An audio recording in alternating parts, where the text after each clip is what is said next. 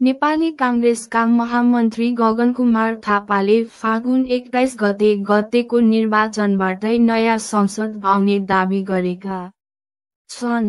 उनले निर्वाचनका विषयमा कुनै दुविधा नराख्न आग्रह गर्दै कांग्रेसले उक्त निर्वाचनमा भाग लिने र सफल बनाउन भूमिका खेल्ने स्पष्ट पारेका छन्।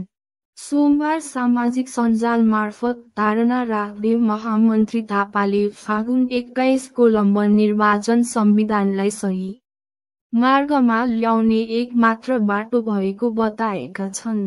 उनले पार्टीभित्र अहिले देखिएको अलमल निर्वाचनका विषयमा नभई महाधिवेशनका विषयमा भएको उल्लेख गरेका छन्। थापाका अनुसार निर्वाचनअघि पार्टीको अधिवेशन हुनुपर्छ।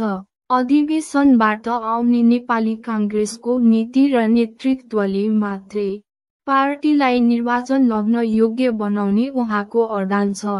यसरी फागुन 21 को लम्बन निर्वाचनमा कांग्रेसको पूर्ण सहभागिता रहने र यसलाई सफल बनाउन कुनै कसर नछाड्ने महामन्त्री थापाले जोड दिएका छन्। फागुन 21 गतेको निर्वाचनबारे महामन्त्री थापाको भनाइ के छ? आफ्नो विचार कमेन्ट गर्नुहोस्।